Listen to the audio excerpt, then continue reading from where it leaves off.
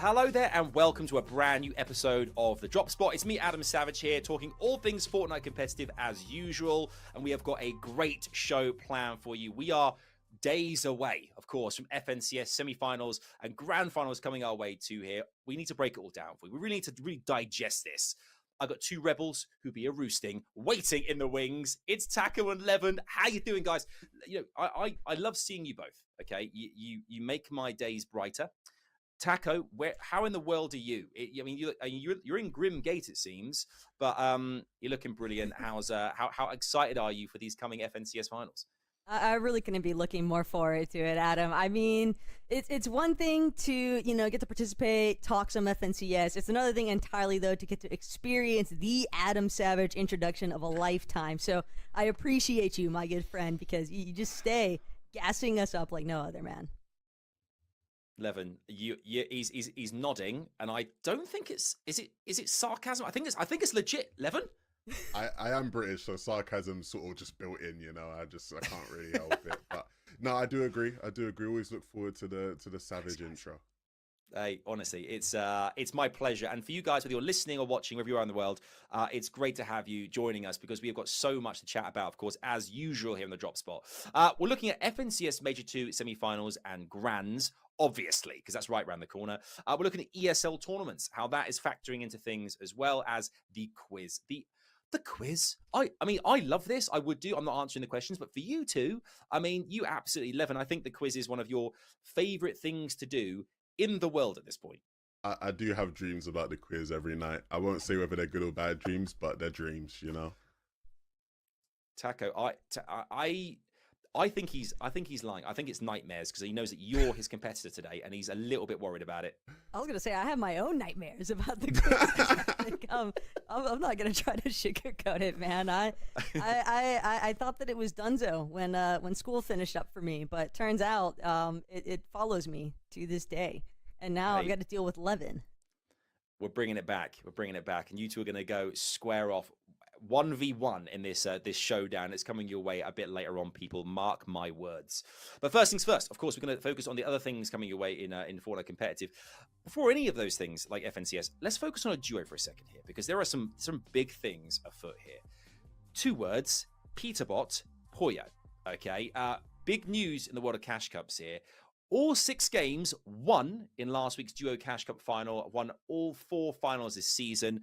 Taco, this duo just can't seem to do anything but W. Back to back to back to back. Yeah, it's not even just in the most recent Cash Cup performance, right? We're looking at a duo that is on a historic run, in all honesty, because of the fact that they've got 4 Cash Cup wins in a row, by the way, on top of the fact that they just had the most perfect run that you could possibly picture.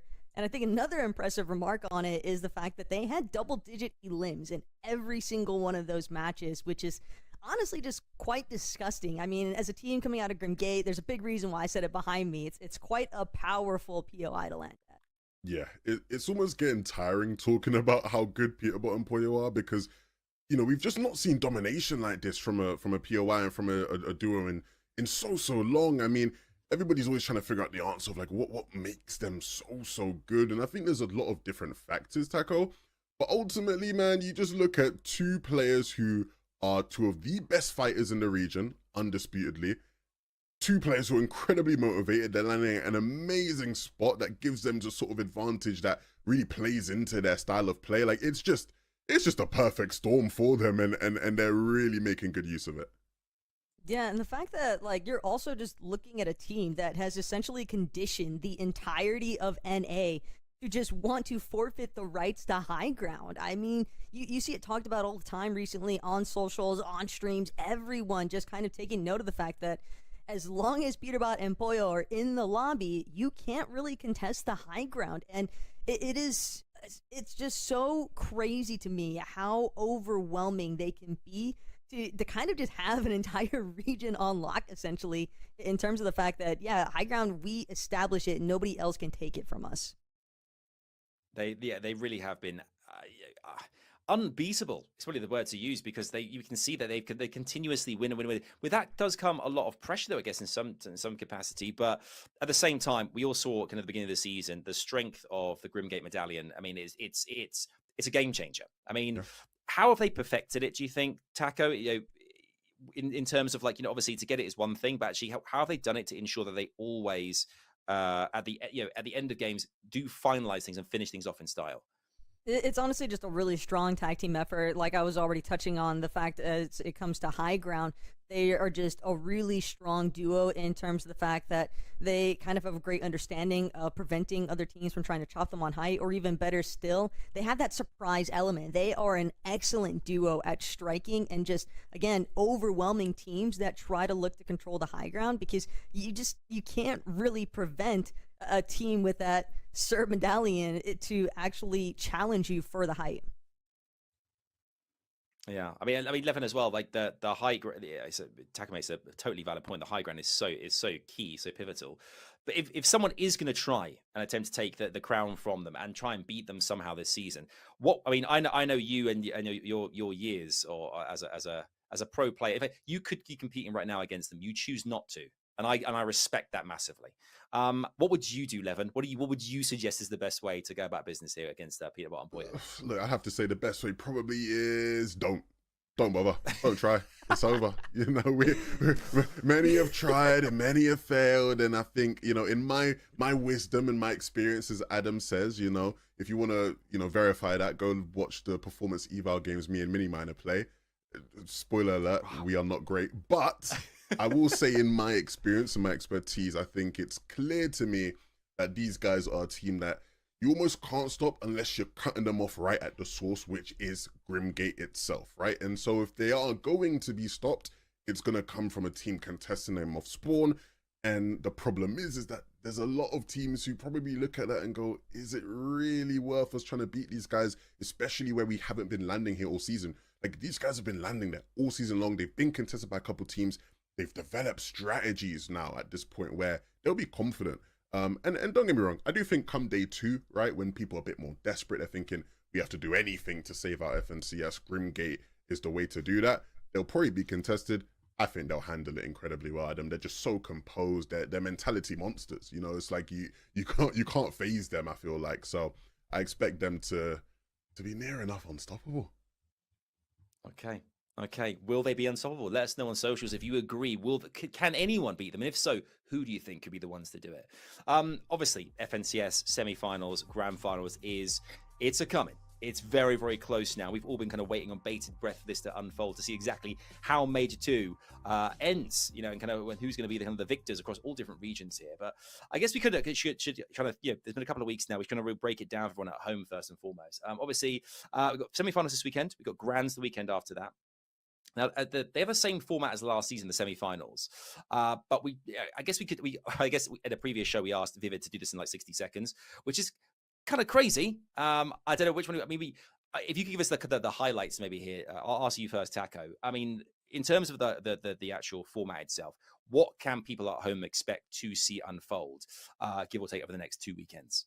Yeah, I'm not necessarily Vivid, but I will do my best to deliver. But essentially, you're going to be looking at our 2 bracket breakdowns. So you've got your upper bracket, you've got your lower bracket. As for the upper bracket, that's going to be consisting of the top 50 teams leading from series points from the weeks of qualifiers that we had leading into this major. But in the first series of the upper bracket, those 50 teams are going to be playing through 3 separate rounds of upper bracket. The first 2 rounds are going to consist of 5 games each, where the teams that get a victory royale are essentially just going to go straight in to the finals. So they are good to go. So a victory royale is an immediate in from the upper bracket. And then in that final round of the upper bracket, there's only going to be 3 games, but it's essentially the same mentality where you've got your 3 winners that are just going to be auto-qualified. But keep in mind as well, for the upper bracket, out of those 50 teams, 6th through 25th is where you essentially want to find yourself finishing off through each round of the upper bracket, because otherwise you're going to find yourself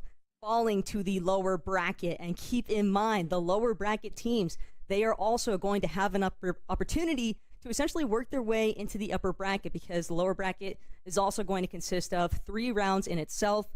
The first round is going to be teams 51st through the other 200 teams, and so that's going to be 10 games apiece.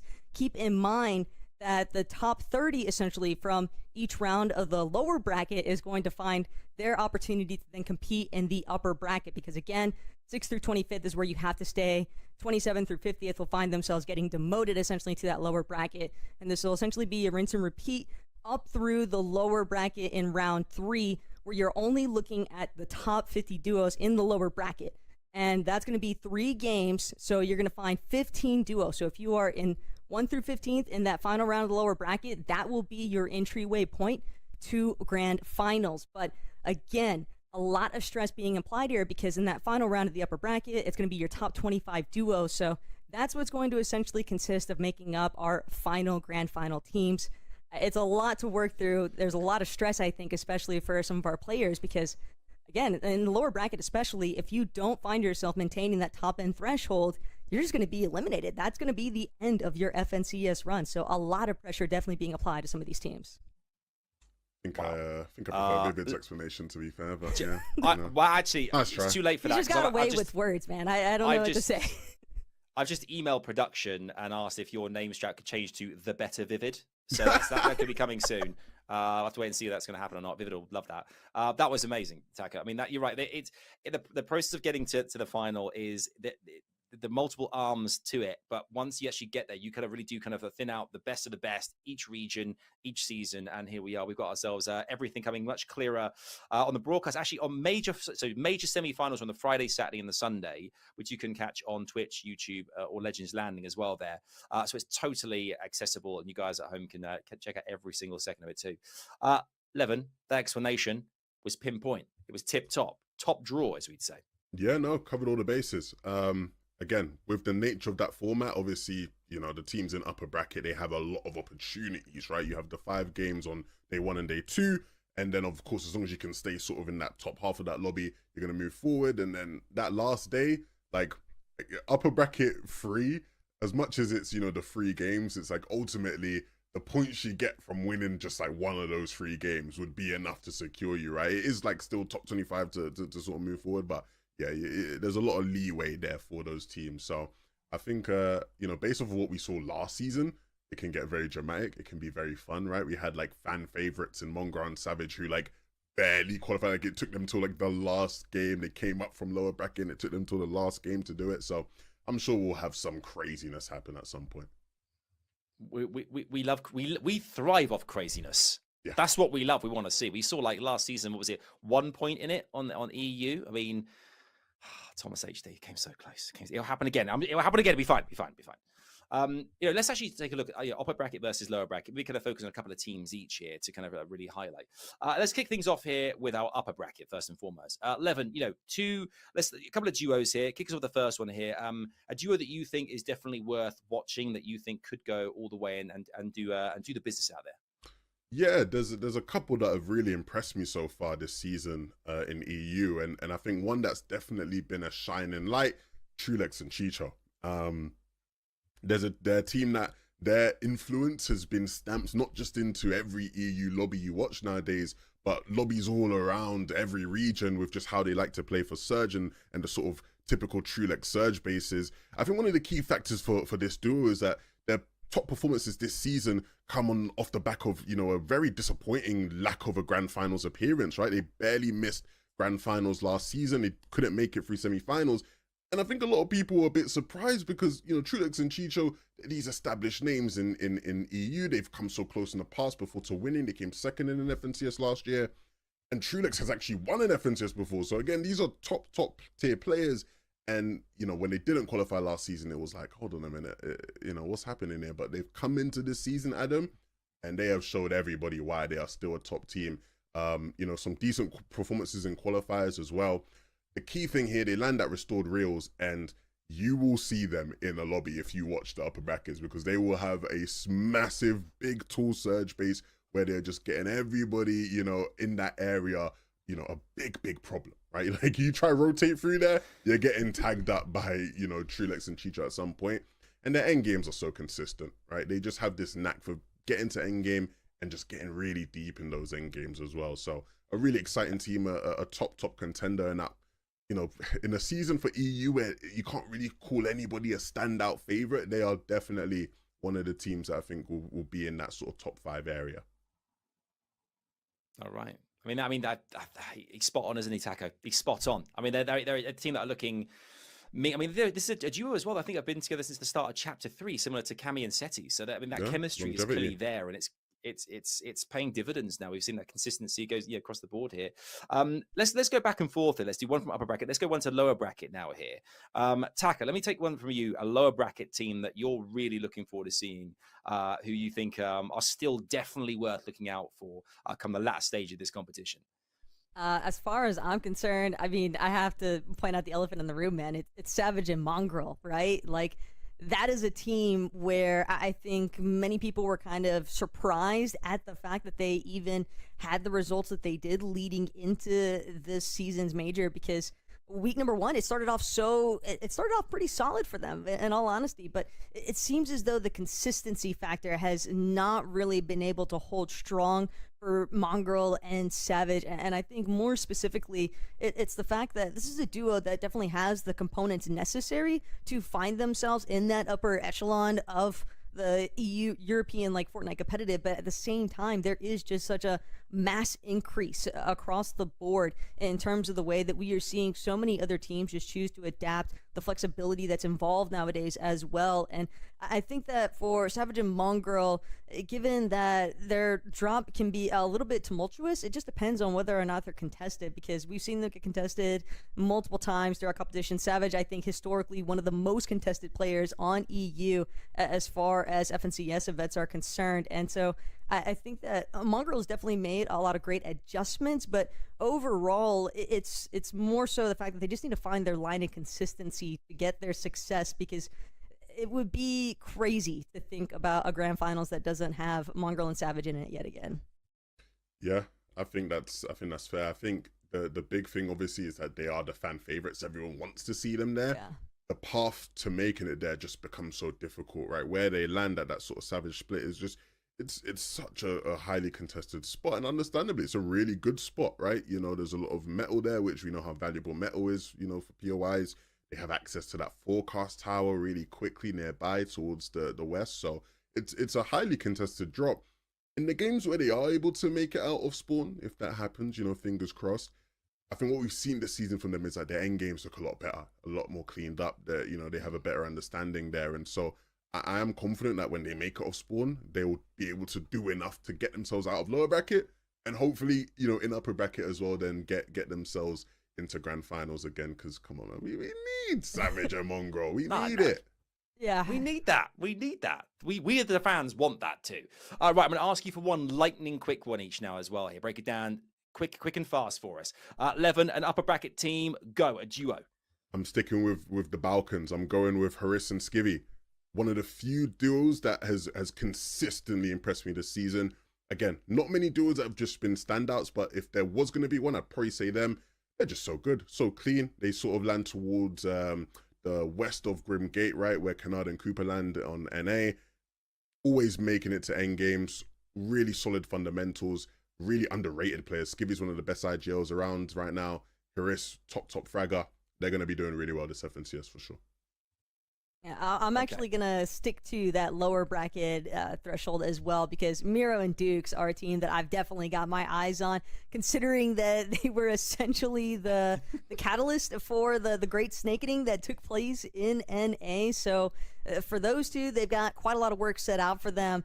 And it would be insane to think about the fact that they could potentially not qual from that lower bracket. But again, I would be very surprised. The only reason why there's a little bit of curiosity behind it is because the road to even making it into the most recent week of qualifiers was a little bit shaky for them. For a moment, it almost seemed as though they were just going to miss out, and that would have been absolutely devastating. But again, these two players just so dynamically experienced that it is tough to think about them not finding the success necessary to actually secure their spot in grand finals. Okay, Miro as well. We know, global finals champ, Dukes, both players as well, of such caliber that they can. We if they were suddenly to win the whole thing, we go, Yeah, fair enough. I can see it. These are the kind of things you'd expect. It's totally possible. Right, I'm gonna ask you very quickly here before moving on to our quiz. I'm so excited. Our quiz. Predictions, other regions, real quick. Just a name to fire off for me. I'll ask you one at a time each. Taco, OCE, any duo come to mind? Alex and Worthy are going to be the first ones. Okay, Alex and Worthy. All right, Asia, Levin, go. I was going to go with Zagu and Shalom, but I think I'm going to go with Rise and Yuma just because I like Fencing Fields as a POI. Grimgate in Asia looks a bit messy, similar to EU, so I'm going to go with Rise and Yuma. Okay, Middle East, Taco. Fahad and Glory. Okay, Fahad and Glory. Levin, Brazil. Dare I ask? King and Phaser, man. You know, King they went back. Phaser, They baby. went back to Brazil. They're gonna claim their crown and hopefully come back to EU and play Major 3 here. That I can totally see that happening as well. I can totally see it happening. And finally, Taco, give us an NAC, a duo that you definitely want everyone to watch out for. I mean, we talked about at the top, right? Peterbot and Pollo. This is where all eyes are on these two at this point. Yeah, no brainer. 11 EU. Where we going, baby? Where we going? It's tough, but I'm gonna stick with Fencing Fields and say Tayson and Venno. I think it's time for another win for those guys. And again, the thing is, we've just mentioned a few of those duos there. There are so many capable of going the distance, Yeah. and it's all coming your way very, very soon. As we said, semi-finals, it's right around the corner, courtesy of, this weekend things start off. I remember, again, you can watch things, major semi-finals on Friday, on Saturday, and Sunday, Twitch, YouTube, or Legends Landing. Watch it, and you'll see these familiar faces, Taco and Levin, giving you all the good stuff as well, courtesy of the broadcast team. It's going to be one not to miss, as ever. Something else not to miss. Oh, quiz. And we can fast forward this, actually. What's that? It's crazy. We're already done. She's ducking it. She's ducking it already. Don't duck the quiz, Taco. Come on. Be honest with me. This is the only reason you guys come on the show. Other than to hang out with this guy, it's like I just want to compete. I just love the quiz. What we'll do is we'll make it real simple. If you guys who are listening, watching, if you've not seen or watched it or listened to the show before, do not worry. This is exactly how it happens. We ask both of our wonderful guests a couple of multiple choice questions each. We'll see how they fare, and at the end of which, if we got ourselves a tie, we'll go for a tiebreaker question where ultimately the person who is closest to the answer wins. So it's we'll do that anyway because why not? But first things first. This week we're starting off with Levin is question number 1. Oh, here we go. Here we go. Okay. Now, interestingly as well, your questions are all about the duos we talked about in our previous part of the show, I think. Okay. That's how rapid fire we can put these all together. Right, here we go. So, Levin, firstly for you. Trulex and Chico have played together since Chapter 3. But in which chapter was their first tournament win? Was it Chapter 3, Chapter 4, or Chapter 5? Ooh. I'm gonna say Chapter 4. Any particular reason why? Just a hunch, or? I might be wrong. I just remember initially when they got together, they you know, the synergy wasn't quite there. Like it took them a while to get some momentum. I remember, you know, both of them being disgruntled at different points. They still might have gotten a win at some point. It wouldn't surprise me late in Chapter 3 or something, but I'll just say Chapter 4 just because, yeah, sounds all right. Valid, bro. I mean, Taco, would you be on the Chapter 4 bandwagon or turn your attention elsewhere? I am definitely leaning more towards the Chapter 4 bandwagon as far as those two are concerned, but I'm right there with Levin. I could definitely see them having secured a win late in Chapter 3. Okay. Well, I can confirm that it was a duo cash cup and they won it in Season 4 of Chapter 4. Let's go, Levin. Okay. Yes! Good start. For 1 point. He's notched the first one. Yeah. He's on a roll. Taco, we need this one. For me to you. Yeah, I need this one, Adam. I'm with you 100% here. Right, Taco, your first question. Peterbot and Pollo have won all 4 duo cash cups this season. How many games have they won in the finals? Peterbot and Pollo have won all 4 duo cash cups this season, but how many games have they won in the finals? Is it 12, 14, or 16? 16. 11 straight in the Taco. has delivered an answer in rapid fire. I'm just I mean, you just vibing the biggest number because it's Peterbot and Pollo. yes, and I also feel like I remember seeing the number 16 somewhere. It could just be me tricking myself, but it stuck out. I'm going with the gut. I mean, there's some sort of telepathy going on. 11. This is into another era of our quizzes. Seeing the numbers. Would you have gone with 16 as well? What was the option before 16? Was it 14? 12, 14, or 16? I would have gone with 14. Okay. I would have gone with 14. Well, one of you's right and one of you's wrong. Thank goodness for all of us and this competition. It was 16 and Taco was correct. Yes. Take those. Take those. Yeah, we take those. We take those. All right, 1-1 with one question each to go here. Right, Levin, moving on swiftly to your question number 2 here. Okay. Chris made his first grand finals last season, but Skivvy already played 2 last year. What was his best placement? Chris made his first grand finals last season, but Skivvy already played 2 last year. What was his best placement? Was it 11th, 15th, or 19th? I'm gonna say it was. I'm gonna say 15th. 15th. Locking it in? Oh. I want to lock it in, but now I don't want to. I'm just gonna lock it. Yeah. You're locking it. Locking Yeah. it. Why 15th? Why 15th? Just I don't know, Adam, to be honest. I wish I had some analysis for you. Like, oh, yeah, I remember actually, because this leaderboard was like this. No, I just had 15. Okay, cool. Okay, so 15th. I'll ask you, Taco. Any alternative answers? 15th was the one that initially stuck out to me as well, so I'm still matching Levin here. Okay. Well, I can confirm that it was in Chapter 4, Season 2, with, is it Vacan or Vacan? Vacant. Vacan. Yeah. And the placement was 11th. Oh. 11th. Oh, to the gut. It's so close. Tough one. But it's tough. It's tough question. But it's no point. Taco, it's on. This could be the one. I kind of hope it's not in a way, so we have a legit tiebreaker. But still, it's on. It could be the one. Right, Taco, your question. How many seasons of FNCS have Mr. Savage and Mongrel played together? How many seasons of FNCS have Mr. Savage and Mongrel played together? Is it 1, 2, or 3? 2, right? That's what? What? Are you locking it in? Wait. This might be a trick question. Got time. I'm so scared now. Don't be scared. No, because I know Levin knows it. I can tell from his face. He knows it right away. Don't give anything away, Levin. You've got to keep it to yourself. 3 will be my lock. 3? Okay. Yes. Levin, what would you have said? It's just 2. They just started playing with each other. It's just 2. No, I just panicked though because I'm thinking about like what about the way early though.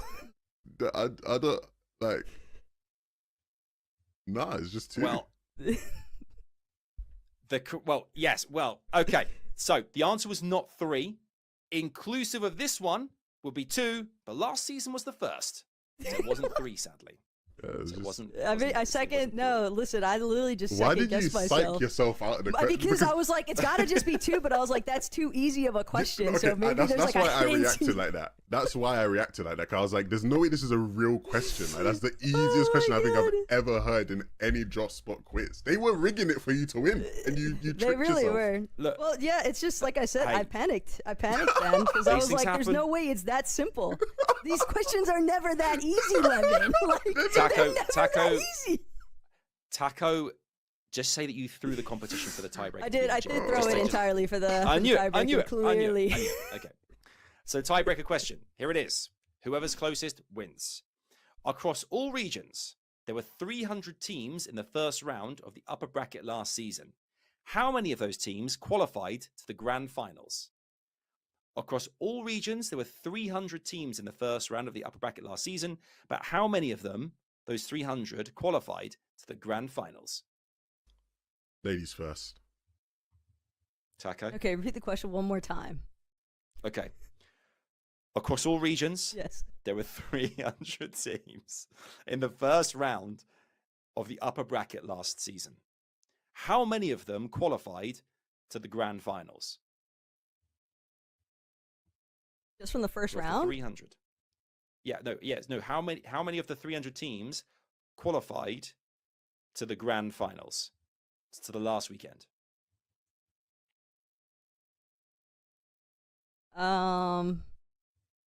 Across all regions. See, I'm not good at the mental maths, man. This is. Hey, I'm terrible, but I've got the answer, so I can't. I feel your pain, but kind of don't. Taco, just take a stab at it. Okay. Let's just across all regions 60? Okay. Locking in 60? I'll lock that in. Okay. Levmeister. Taco, I think you've had an absolute nightmare here. I have, man. I also, I'm not gonna lie, I feel like the wording and the way that I'm like interpreting it, not the best question for me. It should be that much easier. Hey, don't have a go at the wording. I nailed that. I'm gonna say a realistic number that I think maybe like, let's say like 220, 225, like in that 200 range. Let's lock in 220. From the first round? You said across all regions there were 300 upper bracket teams, because there's upper bracket in every region. So there's 6 lobbies worth of 50 upper bracket teams. How many of those upper bracket teams went through to grands? The majority of them would have went through. I was thinking about it from one round specifically, like from the very first round. No. It's okay. I already locked my answer, but did he say from the first round? I'm doing the maths. You said 60, right? Yeah. Which means and what? You said what, Levin? Like you said 225. Yes. No, I said 220. I locked 220. 220. Okay. Well, it wasn't. You guys weren't too far away. Like it was somewhere in the middle. Okay. The correct answer was in fact 167. Yeah. 167. So Taco, you were 107 away. Levin, you were like 60 away. Yeah. I'm surprised it was half. You would think the majority of the teams in upper bracket then make it through to grands, because the upper bracket teams have the most chances. They were in theory the better teams that region. So I would have expected it to be around like the 200s, but fair play to the lower bracket teams, I guess. Mate, putting in work. Yeah. And well done you two as well. That was a fun one. Taco, you did great. I don't know why you're getting on yourself like this. You did amazing. She had me beat. She psyched herself out. She had me beat. I'm not even kidding. This is what the drop spot does. That was actually nefarious. The drop spot gets in your head. That question was a little too inside evil. your head. She's gonna dream about that question. You guys at home as well, I hope you enjoyed that as well. I hope you're playing along with us, and let us know how you did on socials as well. And that was really, really, really fun. You guys as well. I touched on it at the beginning of the show, and as we come towards the close of this week's drop spot, just ESL featuring Fortnite. We've seen some great stuff compared to tournament wise recently. But they're a bit different than they used to be. Have you been watching them at all? Taco, have you managed to tune into any of the action coming out of ESL featuring Fortnite? I've got a little bit of insight just from watching some Kanata streams. He's definitely been dabbling quite a fair bit into the ESL competition. And then also, obviously, Reet. Reet has definitely been going pretty ham for NA on the ESL side of things. I mean, his team, it's what Reet, Muzz, Ritual, and I'm so sorry, I can't remember the last one off the top of my head, but they have definitely been dominating so far in a couple of the weeks. It's Trashy, the last one. Yeah, I'm so sorry, Trashy. It's fine. It's fine. I was just gonna say I've been locked in. And it's been really fun. Yeah, watching a bit of NA, bit of EU. There's some really interesting teams that have been sort of put together. I think the most exciting thing about it for me, Adam, is seeing how the pros have been really enthusiastic about like grinding it and putting effort into it, and it's cause for some real fun moments for sure. Wait, Levin, do you know if Pink has ever managed to finalize his sniper position? Because I know that's something he was definitely on the hunt for. Pink ain't playing sniper. He ain't. But he is putting together a team. And for the people that don't know, since I don't think we explained much about the maps, the map format is like they have these like 4v4 maps that are different game modes. Right now they have two. They have like the hardpoint map out, and then they have a capture the flag map out, and then within those maps, like, you can select different classes that you want to be, right? Hence why, yeah, like we mentioned there, Pink wanted to be sniper, but you know, he's maybe not picking that role anymore. He's picking another role. Really, really exciting stuff. Really cool. Like, very fresh and new to the comp Fortnite scene. Yeah, for sure. I mean, a lot, as you mentioned, a lot of pros been getting involved there as well. I mean, we've seen usually capture the flag and hardpoint. There's another kind of map mode coming in soon. But do you think it's the novelty that's making them popular, or do you think it's just the kind of the freshness of it? There's something different that players can kind of get behind, and which is a bit different to the norm there, Taco.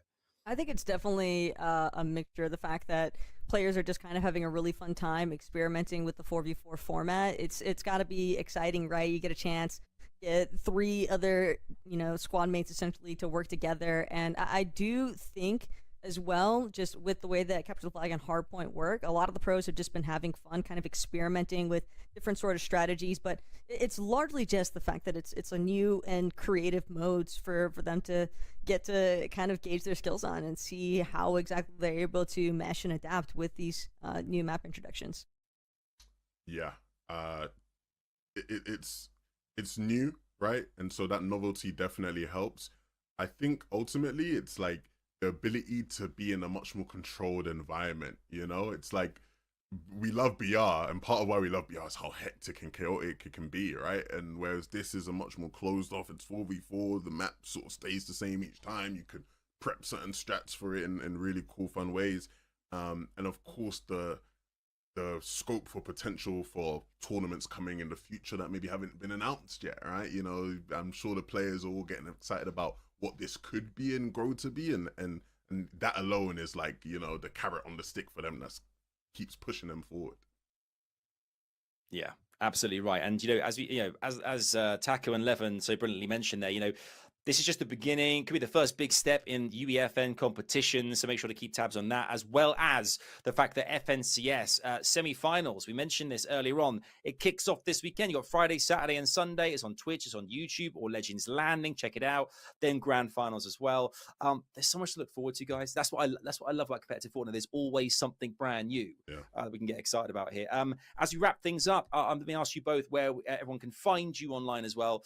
Taco, kick us off. It's just going to be the best taco on all socials, and I'm really looking forward to seeing how semi shakes up, what teams actually make their way through the grand finals. I'm sure it's going to be an exhilarating show for everybody to witness on both EU and NA, and I'm definitely looking forward to it. No, I'm with you. Semis last season was so much fun. It's going to be a ride. 11-2K on all social media, wherever you're scrolling. I don't know.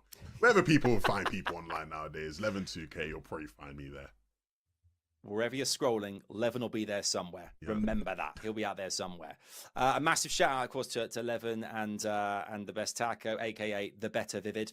And we look forward to seeing you guys. Sorry, Vivid. We look forward to seeing you guys very, very soon on another Drop Spot. For now, take care. Enjoy FNCS semis and grand finals. And we'll see you real soon. Take care for now.